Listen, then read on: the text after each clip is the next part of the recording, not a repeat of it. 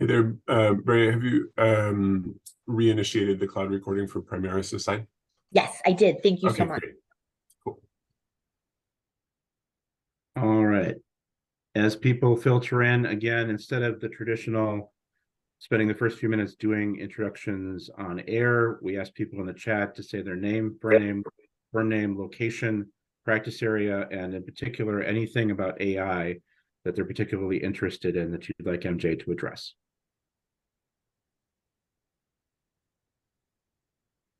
Do mood music. Hey, Jerry, how you doing? I'm doing great, Ryan. How are you? Living the dream.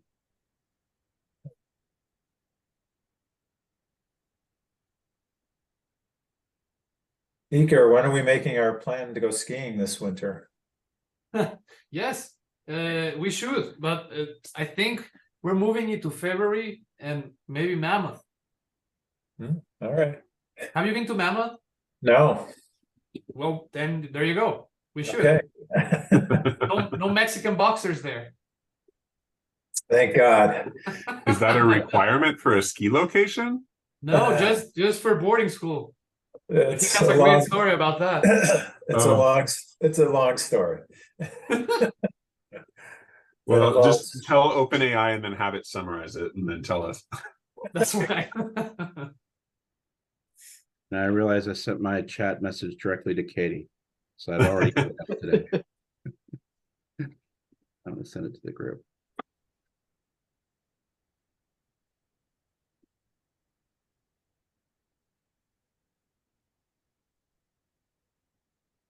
Better. Sorry, Ryan, I didn't even recognize that it was just to me. Yeah, I didn't either, obviously. So again, repeat of the message, instead of the traditional on-air introductions at the beginning, we want to get right to it. So we're asking people in the chat to type in their name, firm name, location, practice area, and anything about AI that you're interested in or would like MJ to cover.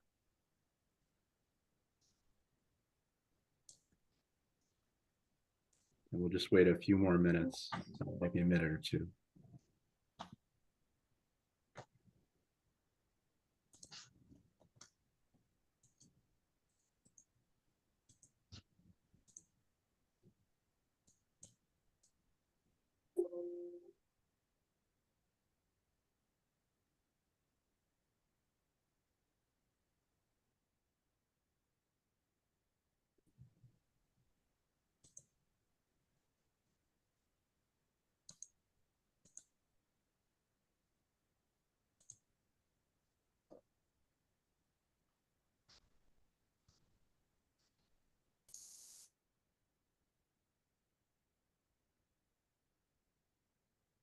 That is really handy, that chat idea. I like it.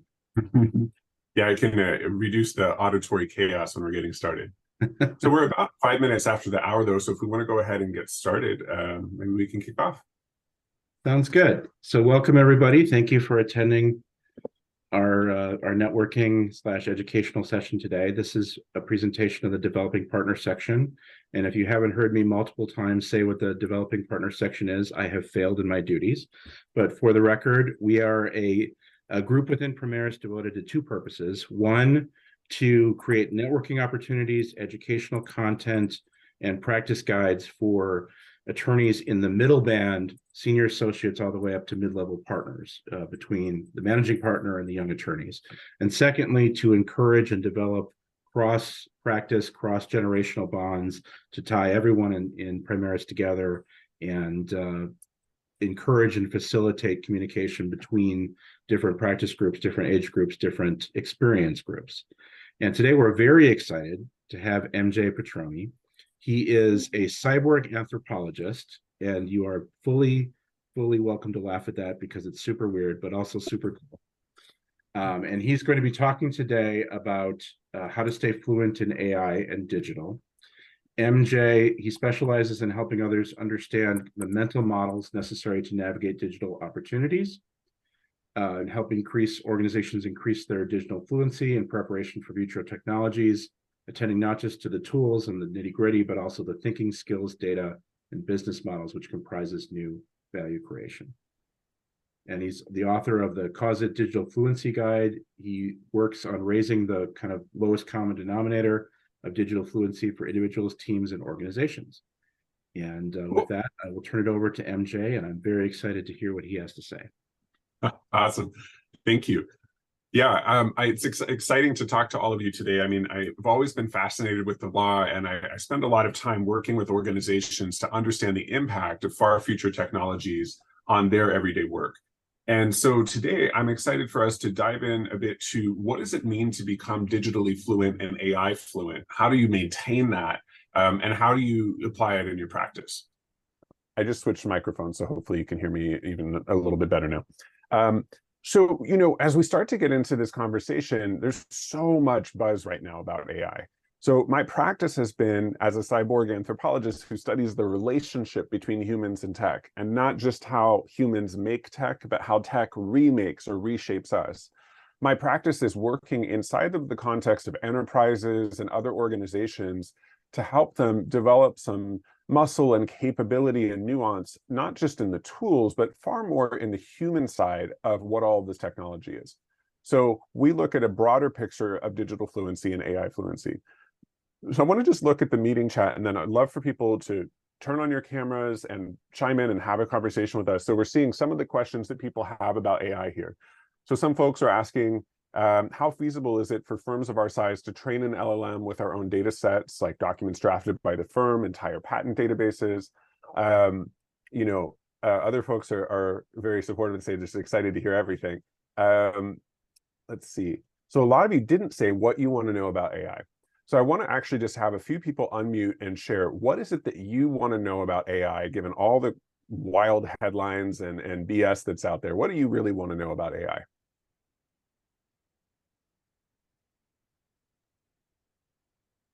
So Yes, I would love to know what could potentially be my clients' expectations as to my firm using AI.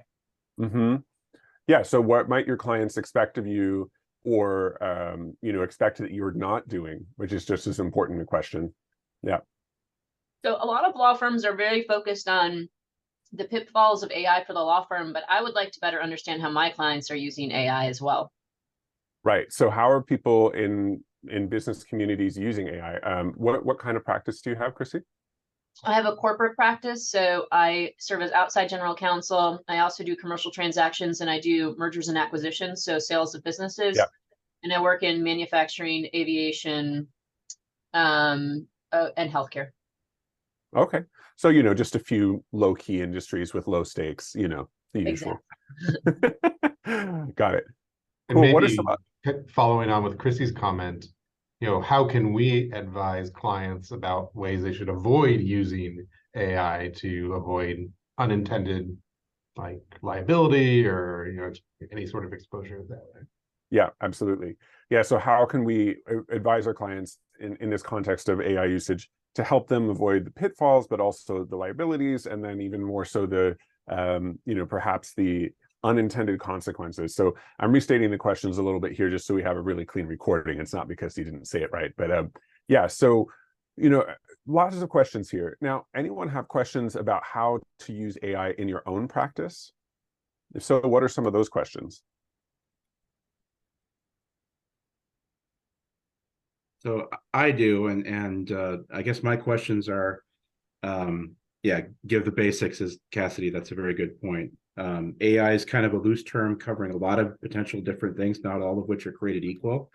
My kind of deeper question that I'm interested in, and cover what you cover. Again, I said whatever you want to talk about, is what this means for the future of the practice of law. It's obviously a concern by many lawyers that as the AI algorithms and software gets better and better, the need for us becomes less and less. And the line in the sand that I think attorneys are drawing is, well, we have judgment. We have professional judgment. That separates man from machine. Is that a defensible line, or is it going to become blurry in the near future? And are we right to make that kind of distinction between what AI can do and what we can do? Yeah.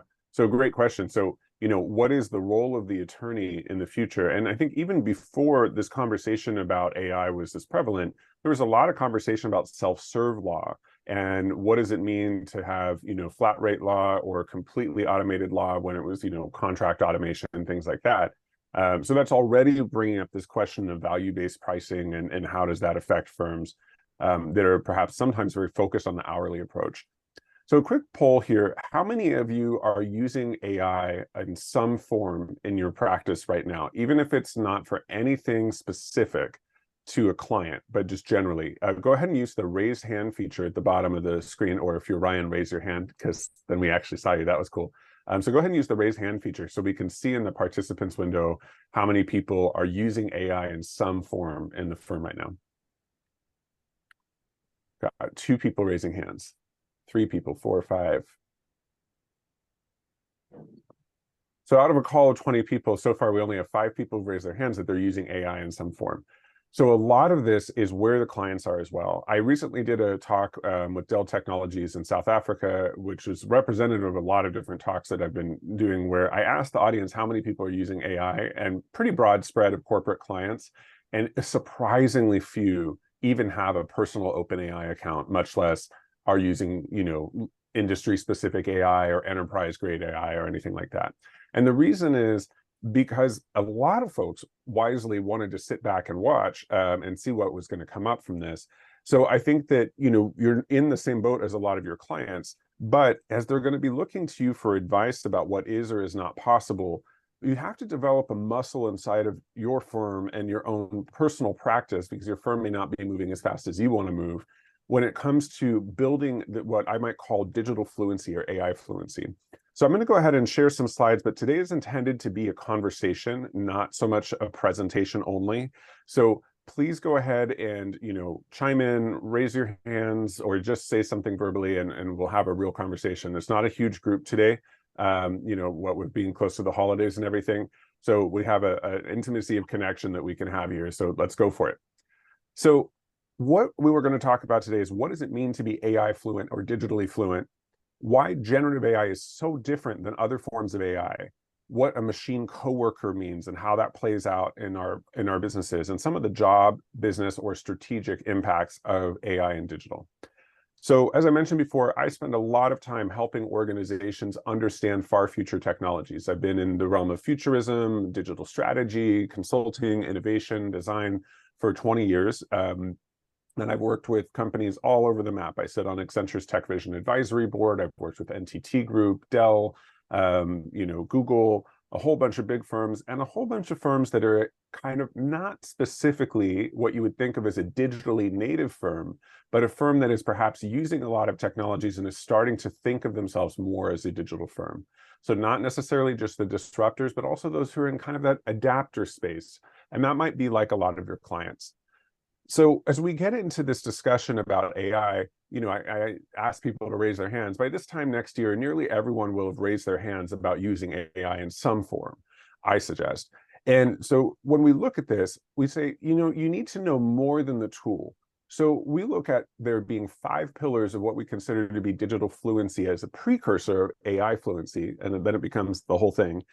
And those 5 pillars are not just the tools, but thinking, data and AI, business models, the tools themselves, and new skills. And what I mean by that is thinking that is 21st century, not 20th century thinking. So not industrial age, hierarchical approaches to everything from leadership to learning, but a more networked approach to how to operate.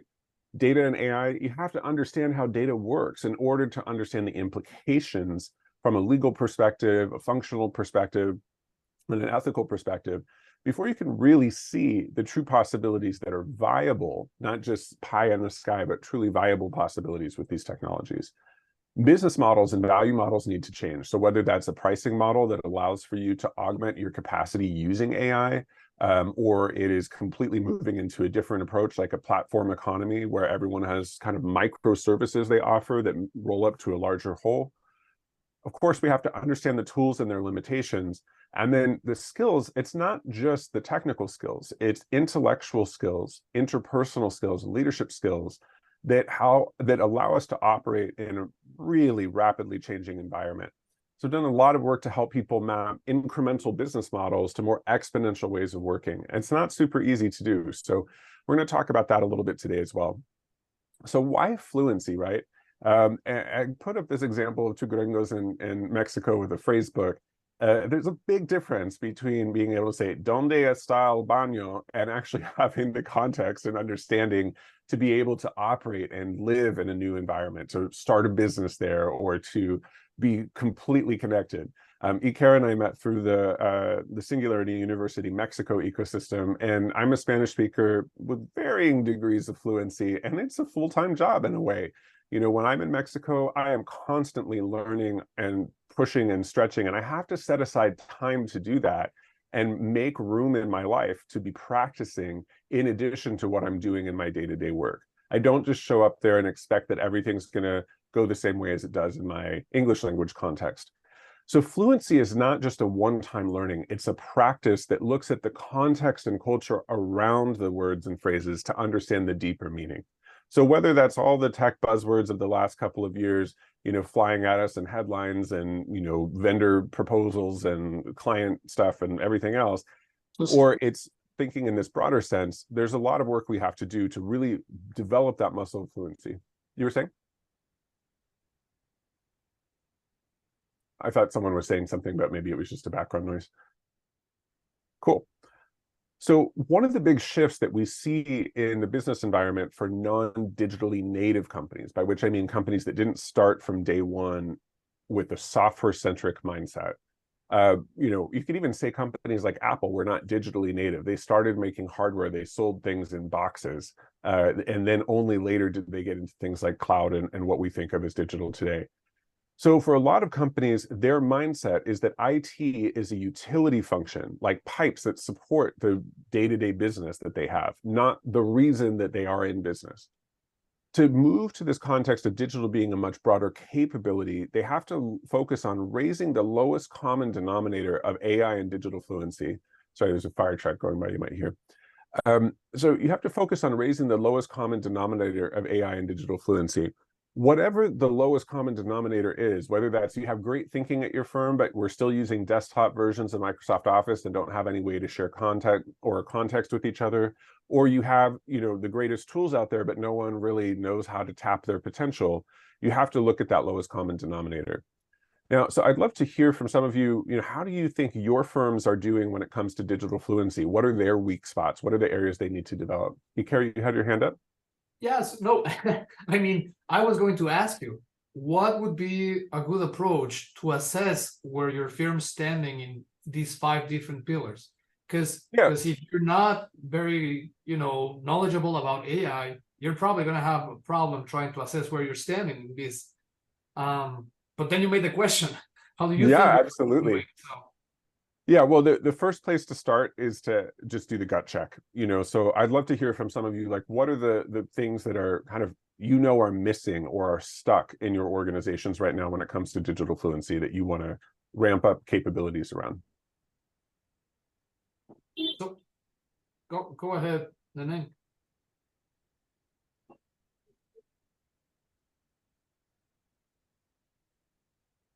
Well, I guess I'll chime in saying the lowest common denominator is kind of the biggest problem, because I think there is significant variability in terms of some people being willing to use these kind of tools, and then other people who quite literally still physically redline documents, hard copies. So, yeah, I'm kind of curious about focusing on the lowest common denominator as opposed to identifying areas of, you know, greatest feasibility of growth.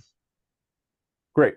Yeah, so I think when we look at this, you know, you make a great point. So there's a big difference, and there's a reason I asked what the lowest common denominator is in your firm, not for you as an individual, because you individually may be able to take advantage of some of this, but you can't offer it on behalf of the firm as a regular capability if you don't have at least a significant majority of the team with that lowest common denominator. So I often think about it as kind of a scale about how far along the organization is. And Iker, you asked about benchmarking. So one quick like gut check on this is, what is the purpose of technology in the organization? So a kind of 1x incremental approach to this is the business that our grandparents knew.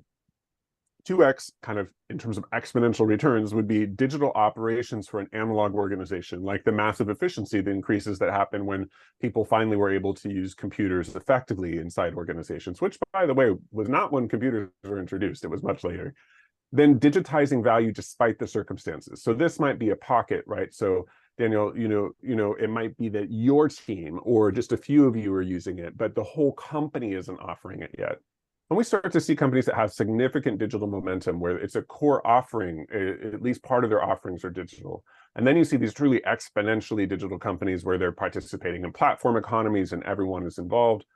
One quick gut check that we do in one of our assessments that people can take with us is asking how involved are people outside of IT in the technology roadmap.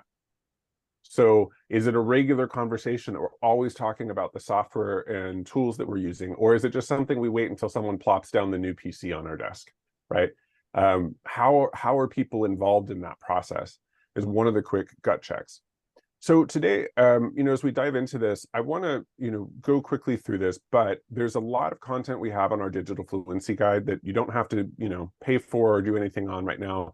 So go check that out if you want. We can go into a lot more depth. We have a whole article on what does it mean to be digitally fluent, but we also have a whole bunch of stuff. We've got 100,000 words of content on everything from AI to data supply chains to data ethics to new business models. So when we talk about AI, I want to start with something about why AI is so different than other forms of innovation or change. When we talk about AI, in the past, it was a function within an IT department or a data team that augmented our existing business. And there were definitely a few businesses that were really primarily about data and AI, but it was mostly used as something to support the business. And that was a form of AI that we consider analytical AI that was about identifying trend lines and probabilities from existing content or data. But today, when we talk about AI, it's a different beast. So OpenAI, the creators of ChatGPT, came out with a paper called GPT is a GPT.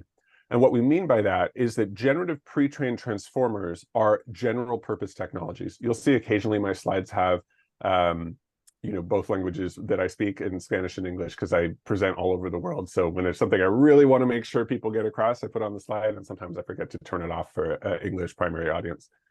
But GPT as a GPT means that generative pre-trained transformers, the technology that powers ChatGPT and other tools like Bard, are general purpose technologies.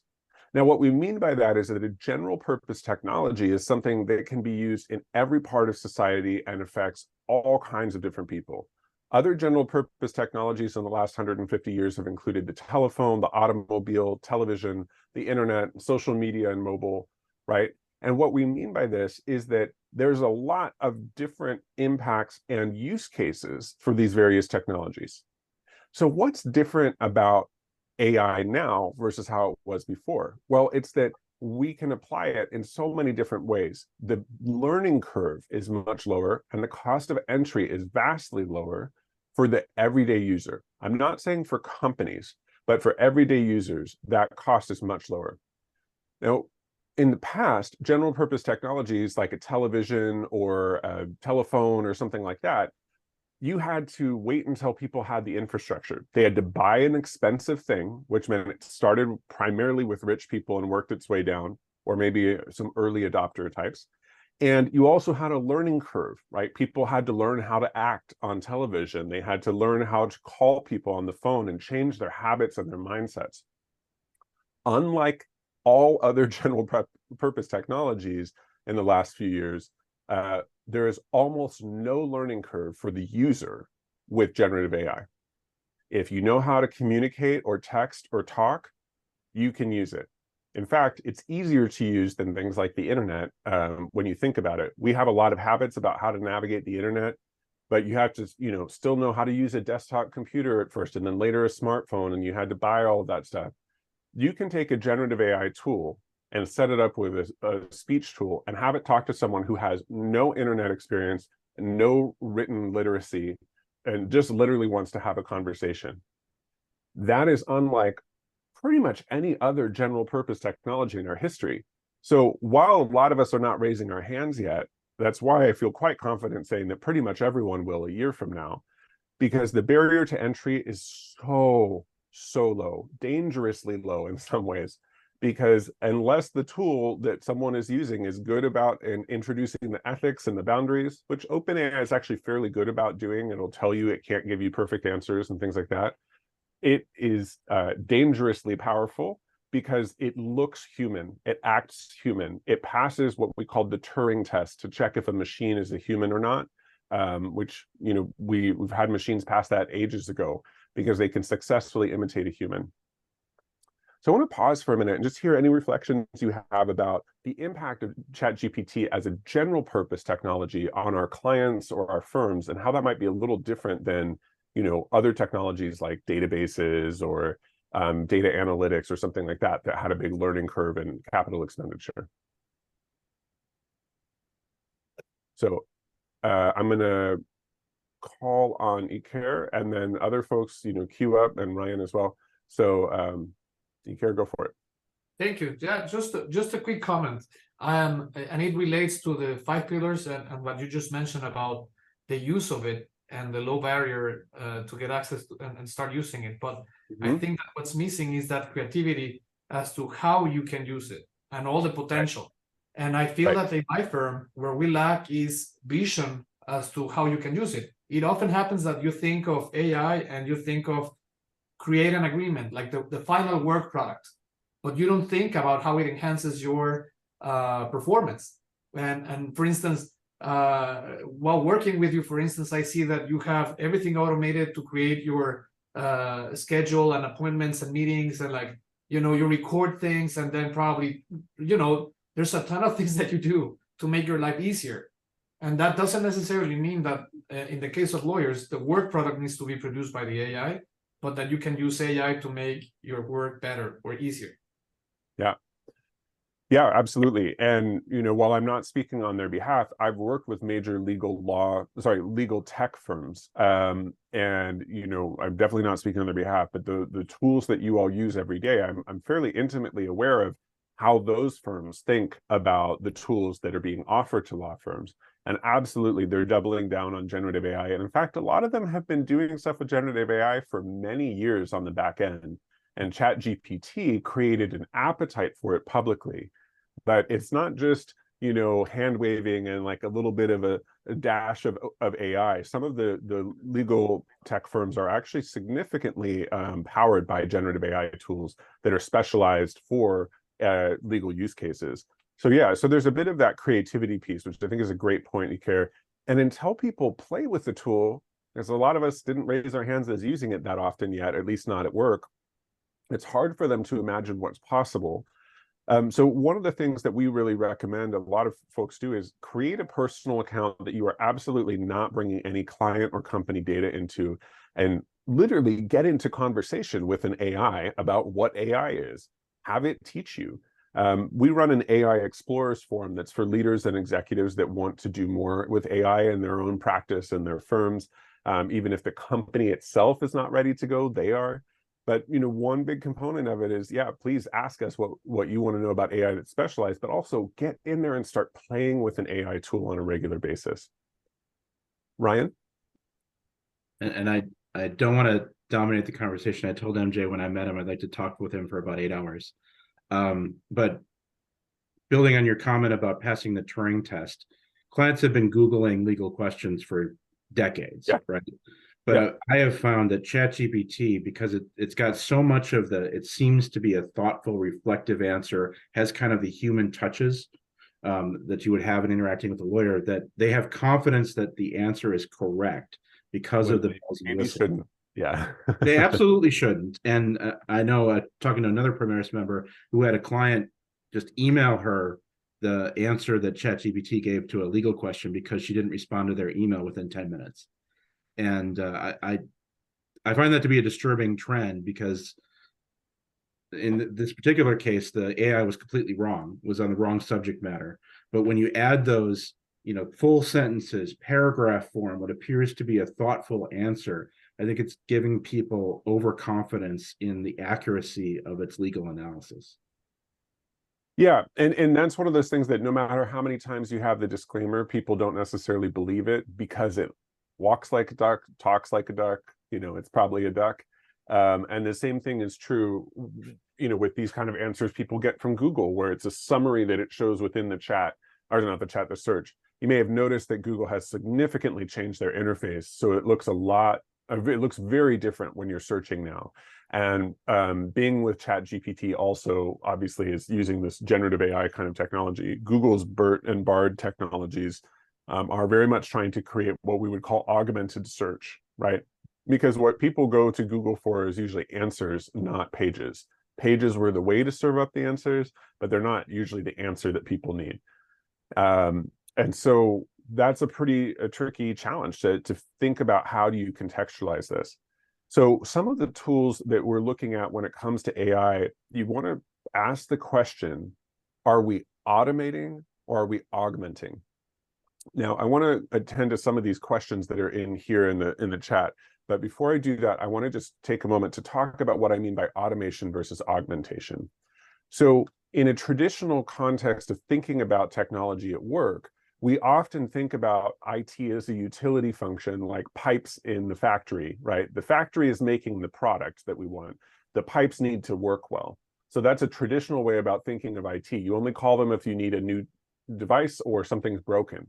You don't necessarily call them to think about the strategy of your law firm. The difference in a digital context is that you are much more intimately connected to that technology.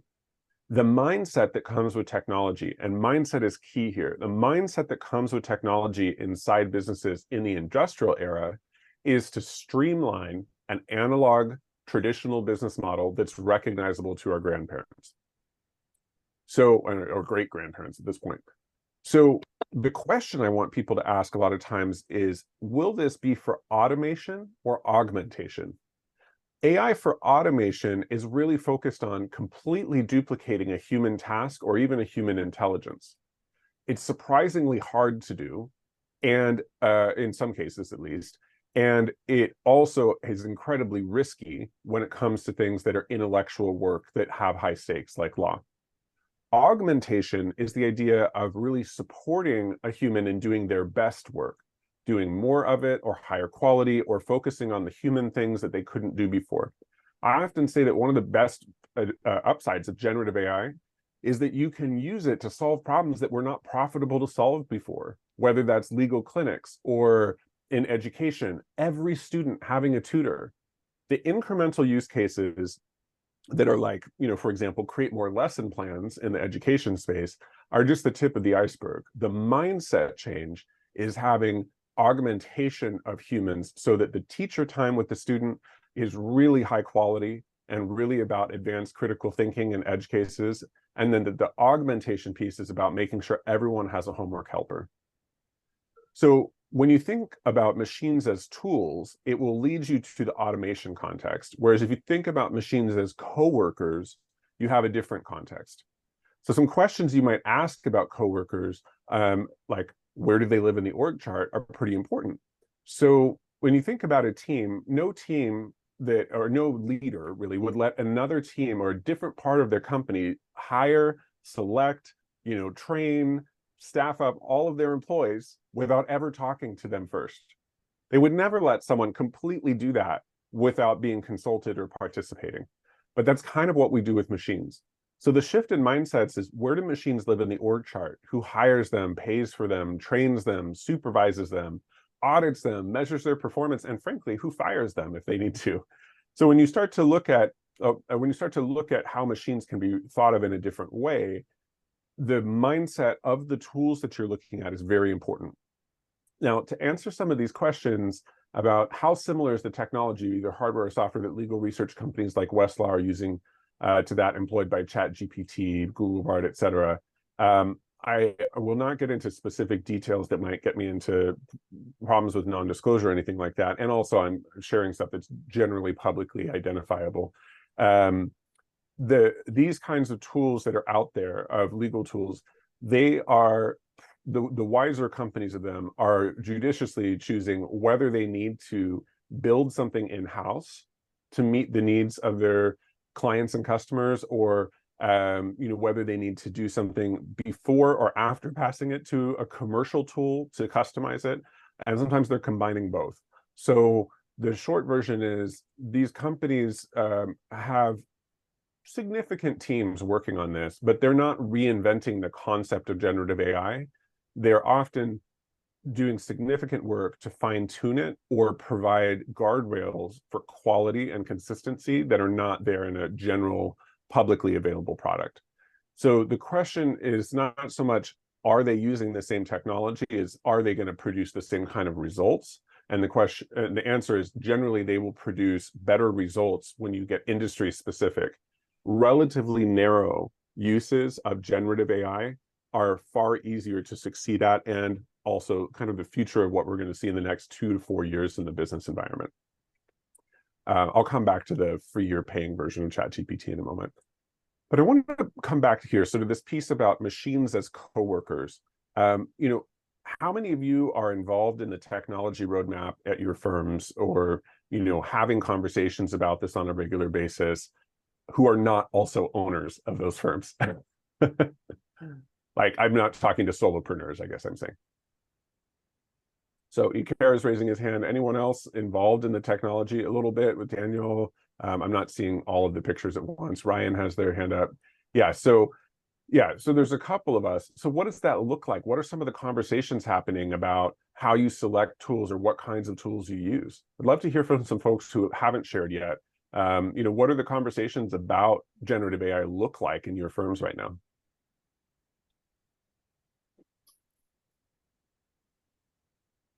I mean, I think a big part of it is how much of an additional lift is it going to be? And so we're kind of looking at what Westlaw is doing and how much we can just work that into, especially on litigation side, the processes that they're already doing on that side for legal research and some document assembly. Yeah. There was a recent press release from Thomson Reuters about AI and what they're using in their various platforms in a little bit more depth than we've seen before. So I definitely recommend checking that out for some more up-to-date stuff. Also, if you go on LinkedIn, if people don't know this already, also, first of all, find me on LinkedIn if you want. But if you go on LinkedIn and then we are added as contacts with each other, you can then say, hey, I want to know everyone who's in so-and-so's network. So if you find anyone at Thomson Reuters or one of these other firms that you'd like to connect to through me, let me know, and I'll be glad to facilitate an introduction so you can ask those more detailed questions without me getting in trouble. So when we get into these conversations, about whether something can be used in our firm, there's a lot of questions about lock-in and whether or not we should go with a proprietary firm or try and build something in-house. And I think a lot of times it then comes back to that question of what is the use case for the technology? So one of the things that we ask people is, how close is this technology use case to your organizational DNA? And that will help you answer the question about building, buying, or partnering. So if the technology is really core to what your company is known for, whether that's domain expertise or a certain speed or something like that, you might want to be building the technology to stay competitively differentiated. If you're just trying to have a better spell checker or a better research tool and everyone's using the same thing, then probably look at just buying for parity with the marketplace. If you need something that's close to your DNA, but you can't afford to wait to get into the market, that's where you might partner in more depth than just buying off the shelf. And that's what a lot of firms are doing right now, and which became a very vulnerable strategy in the last few weeks, where they have partnered with OpenAI to power a significant portion of their AI capabilities, which they have then white labeled, and they may or may not be open about using OpenAI. I'm not speaking to any one particular company at all right now, so please do not infer that. But there's 100 or 1,000 startups that are saying, oh, we have an AI product, and really it's a repackaged OpenAI. So they have partnered there in a kind of transactional sense. It's really more like they bought something off the shelf. The deeper partnerships where people are going all in with IBM or Microsoft or have a much deeper relationship with OpenAI, those firms are able to get to market more quickly than if they reinvented the wheel, which they sometimes literally can't do because there's not processing power and talent sufficient to work on it. So there's a big set of questions there about if you should build, buy, or partner. We wrote a lot about this that you can see on an article that we have on our website by the same name of generative AI, build, buy, or partner. So, I'd love to then ask, is anyone building something with AI into a particular workflow in your practice right now? It may not be company-wide or firm-wide, but in your own process. So is anyone using an AI tool of any kind that you can identify? What about contract automation? I'm kind of trying to actually in patent drafting. So there's a tool that it's a word plugin that has that uses Chat GPT 3.5, I think, to take this one part that I write and expand it into another part. So you write the claims, which is the hard part, and it kind of expands it into the specification, which is the more mechanical part. Right. Oh, interesting. Yeah. I know that so I do predominantly litigation work, and we have a e-discovery platform, Everlaw. They just launched an AI assistant component to it. I have not had the opportunity to really play around with it yet, but that's something I'm interested in delving into, because I could see that especially for cases that are very document intensive, it could definitely save time and money. Yeah. So one thing to know about generative AI is that it's essentially still a statistical sampling tool. So if you look at generative AI, what it's doing is taking a body of content and finding the most statistically likely outputs of that to please the user, which is what the training process and fine-tuning is. And so essentially it's doing word math. So what is, car plus cargo? It might be a van. What is car plus no roof or car minus roof? That's a convertible. So when you are working with these generative AI tools, there's a whole bunch of what are called vectors, which are variables of thematic importance within the content. And the tool is helping you generate a more fleshed out version of whatever your question to it is based on what other people's prior answers have been. And it's not structured in a way that it actually understands the meaning. It's essentially bringing back to you a statistically likely expression of the language. So why that means that you should be cautious with it is, of course, it's not creative. If it's an uncharted territory, it's not going to be able to help you. Ironically, most versions of generative AI are very bad about answering questions about the implications of generative AI for specific things like law, because they have not encountered it in their content training, which is mostly from content in the past, more than a couple of years ago.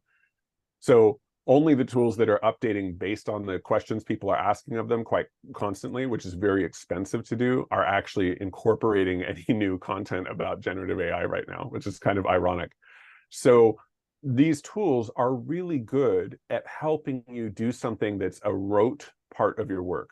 So whether it's fleshing out a patent description, you give it the important points and then it fleshes it out into a verbose version, turning an outline into paragraphs, reformatting from first person to third person, that kind of thing. It's very good at that.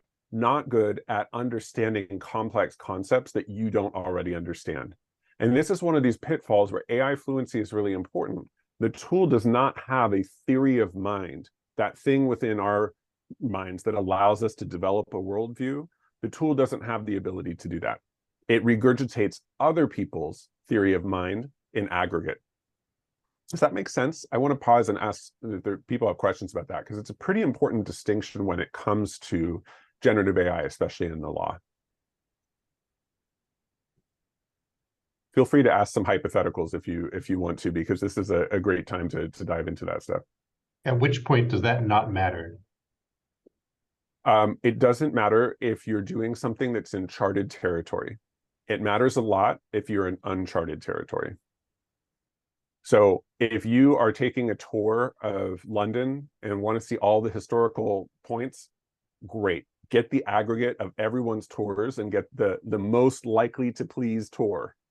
Perfect. If you are taking a tour of London asking for the newest hotspots about, what's developing in culture and how it's changing with last month's influx of new refugees from so-and-so place or artists from this place, it is not going to be helpful to you unless it is coupled with another set of tools, either something that's a brainstorming tool or something that is incorporating human-generated content from a quite recent thing, or searches, things like that. But even then, it's still past-based information it's working on. It's not very good at forecasting. So when you ask a generative AI tool to forecast, it's actually regurgitating other people's forecasts or hallucinating something that sounds like a statistically pleasing forecast, but it is not actually forecasting. Other questions about that? Because as this relates to the practice of law, it's pretty important to understand the limits of it, and to get at some of the questions people had earlier about how do we advise our clients, or what might they be using it for that it shouldn't be used for. Sorry, so maybe this goes without saying, but if it can't forecast or predict, it can't really analyze, right? It can process results, but it can't then come up with an independent answer of what it thinks is best. Yes. Well, I think that let's use the semantics of the word analyze very carefully here.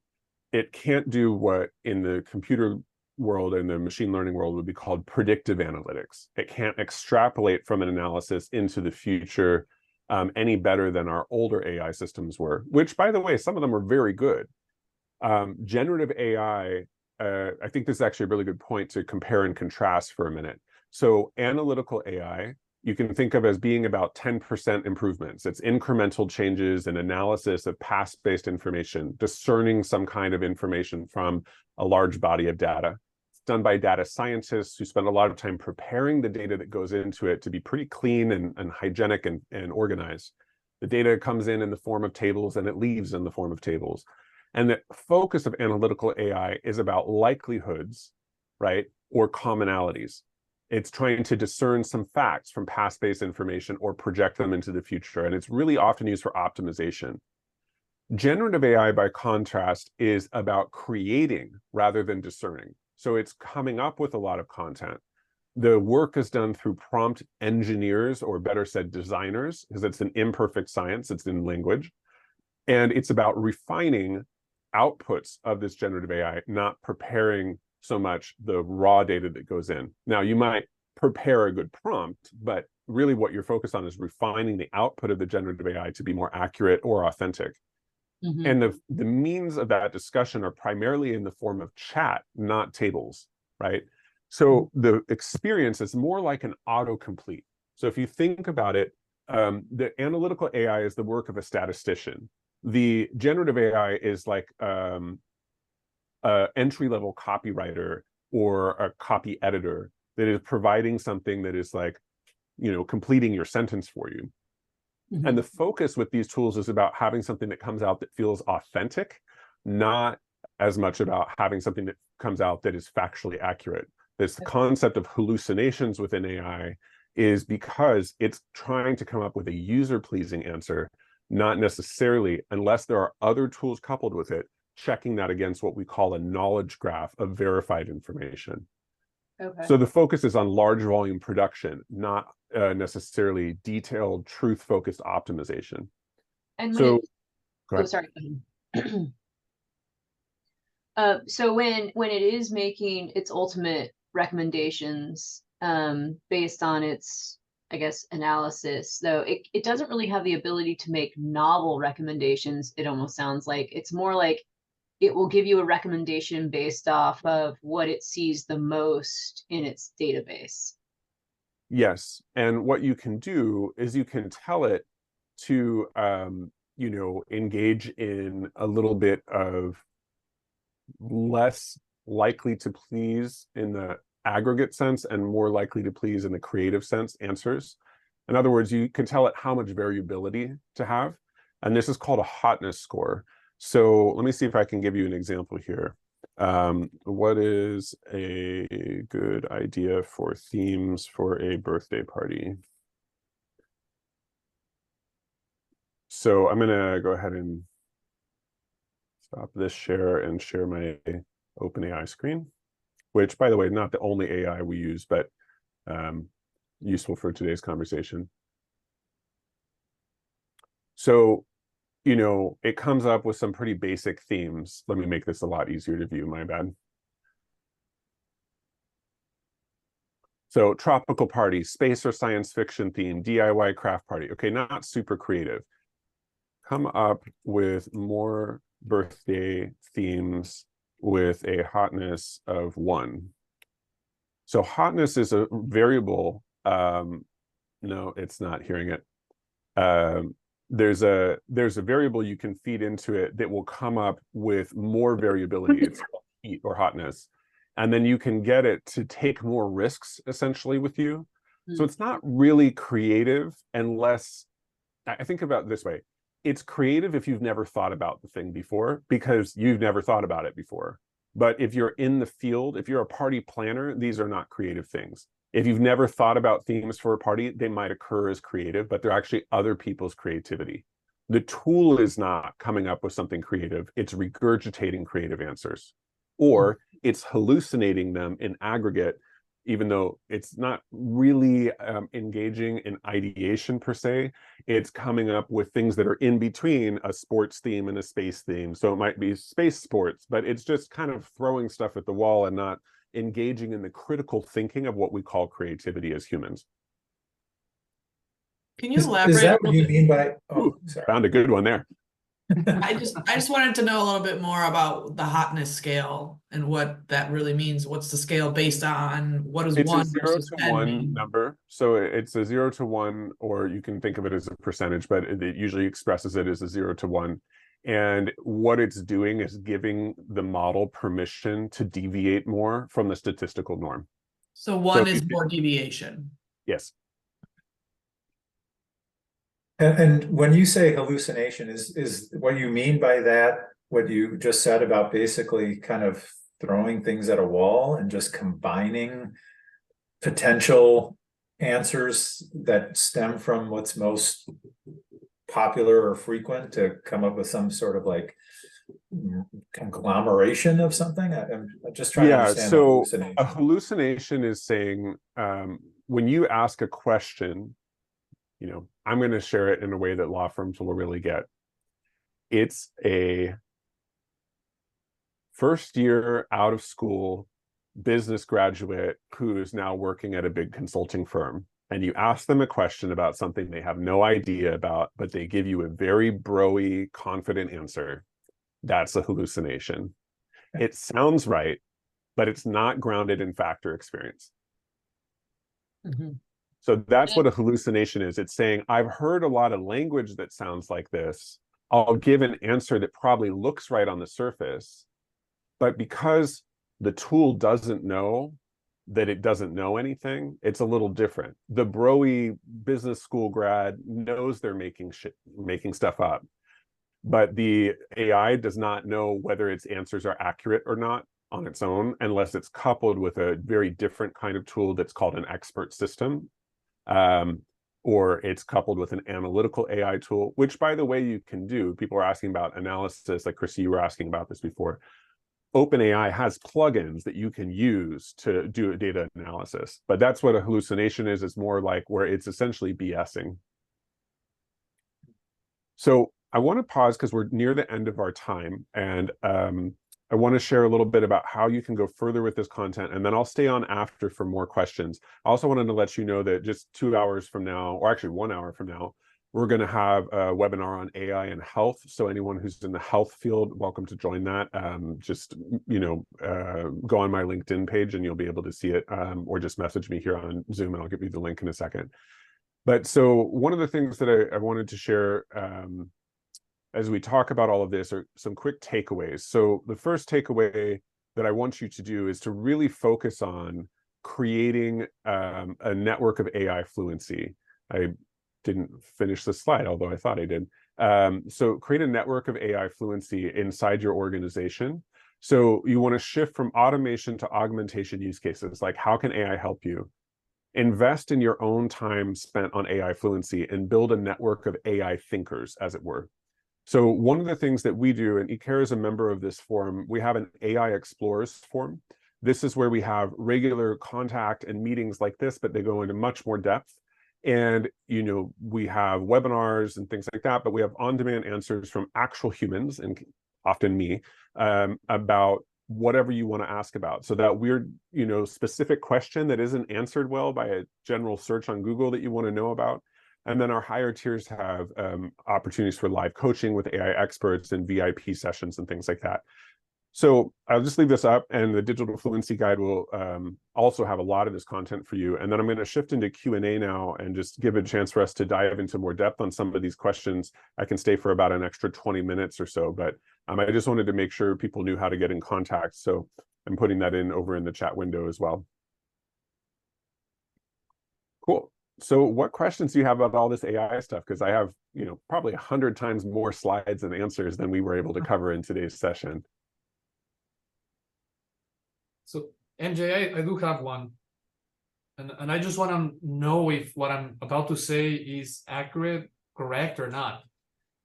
So my concern with regards to the tool is that when using the tool, it's crucial that you know what the source or the scope of the source is, where the tool is going to go in and seek for information. You need to understand where it is looking from so that you understand the result.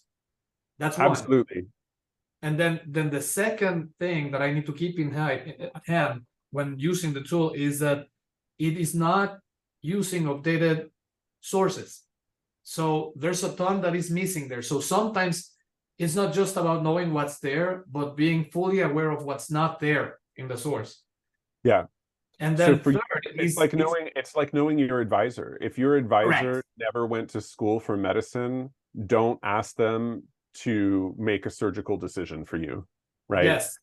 Or do an advanced diagnosis. You can ask a friend about medical stuff because they have a body too, but it's very different. So we think about this as whose LLMs or large language models, the things that are the data set underneath a tool like generative AI, like ChatGPT, what LLMs are being used and who owns them, because there's some obvious bias issues that can come up with that. And then the next question that's related to that is what data was used to train these LLMs and how will they continue to be trained in the future? So I often get on stage and I ask people like, do you, as a company who tries to serve a lot of different people, want a data set that's only trained on straight white Christian males in the Northeast of the US from 55 to 65? No? Well, that's a lot of what's in a lot of these LLMs. So if you want to represent LGBTQ people like me, or people of color, or women in leadership positions, or cultures other than the US, or whatever, you need to be paying close attention to what training data was used in these tools, or only use it for things where that doesn't matter. Because these language models reflect the biases of our culture until we tune them otherwise, and you cannot erase the bias in language. Can you mitigate that at all by very careful prompting? Yes-ish. So there's a couple things that we do here. There's 4 key distinctions that I think are really useful for people under the heading of what we call steerability of AI. So I'll put up an article about steerability so you can go read some more depth about it. We wrote, how do you steer AI and is it steerable? So the large language model is this box here, right? And that's the black box where you pass it a prompt beforehand, and it processes based on its awareness and its tuning, and then it spits out an answer. There are there's about 5 actually really important distinctions. One is designing a good prompt. So asking something that is applicable to all cultural groups, make sure that you include people, you need that kind of thing. Then there is a stage that is done by the software developer or the prompt designer, it can happen either way, called pre-processing. So pre-processing might, for example, strip out direct mentions of gender or race, or it might dial them up to make sure to counteract what's happening in the model. The model developers have done some work which is called fine-tuning, which means they've worked on the model for specific use cases to tune it for the tone of a particular company or the names it uses or whatever. And then there's post-processing, which is not generative AI tools. They're traditional tools like find and replace, for example, that you might use to say, catch any personally identifying information either before it comes in or after it's coming out, so pre or post-processing, and make sure it is not actually passed into this model. and it is not passed into the answers. And then the other piece that you want to do is what's called grounding, which is, hey, go try and find citations using a traditional search engine or analytical tools or something like that to prove, yeah, I understand if you have to sign off. So to prove that your claims are real, and that is connected to another tool, which is claim detection, which is whenever you spot something that is claim language, like a fact, or people do this, or the company says that you flag it for a human user to check the claim. So business and enterprise grade tools have pre-processing, post-processing, grounding, claim detection, and fine-tuning that are all applied to have that be a much better quality result than just some random thing that's passed to something that someone created in their garage. So I'd love to have any of you follow up with further questions you have. I know some of you have to drop off. I'm going to stay on for a few more minutes as well. But please, go check out our AI Explorers forum or just reach out to me on LinkedIn. Would love to know a little bit more about what you're all up to and continue the discussion. So again, here for a few more moments if people have questions.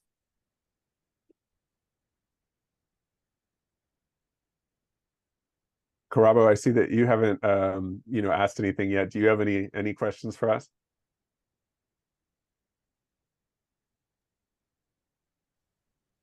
Oh, I can't hear you. You might want to adjust which mic is selected.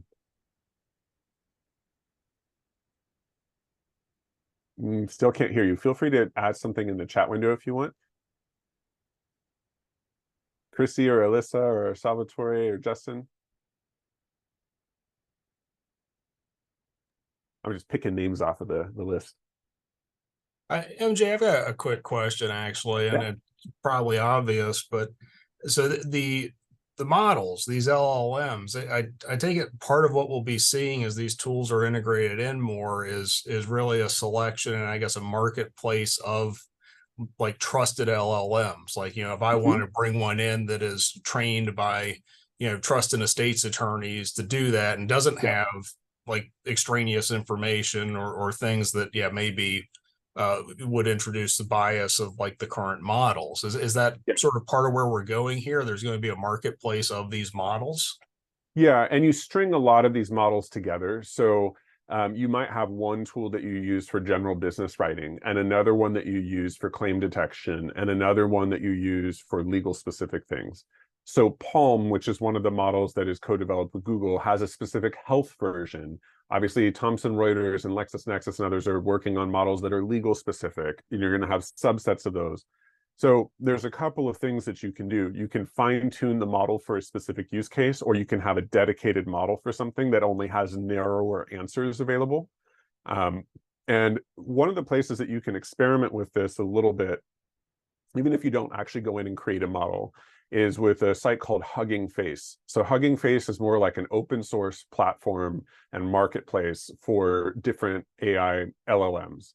And it will even do something like if you tell it what your use cases are, it will recommend which models to use. So you can see a lot of what's out there. And frankly, if you're evaluating a vendor and you can get them to tell you which models they're using, and then you go and look at those models, you can be a much better consumer or co-creator of legal solutions by saying, hey, actually, you're using the same thing as OpenAI, and you haven't really proven to me how you're going to ground this in a particular area of law. This isn't law specific. You don't have claim detection. So great, we'll use you as a spell checker, but we're not going to build our practice around you. Versus others that might have a very robust combination of generative AI tools and then what we call expert systems, which are more like decision trees, that you can say, okay, we have generative AI for this function, and we do our contract automation with this function, and we do our analytics with this function, and so if they can explain that to you and you understand a few of those basics about how those fit together, you can be a much better consumer or co-creator of the law practice solutions or other solutions that your clients are evaluating.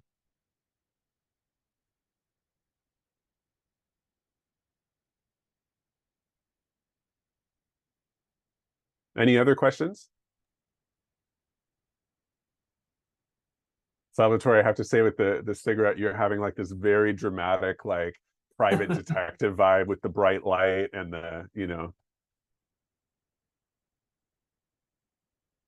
All right, cool. Well, I'll call it, but if anyone has more questions, I put a link there, which is causit.org, which is our company /Primaris.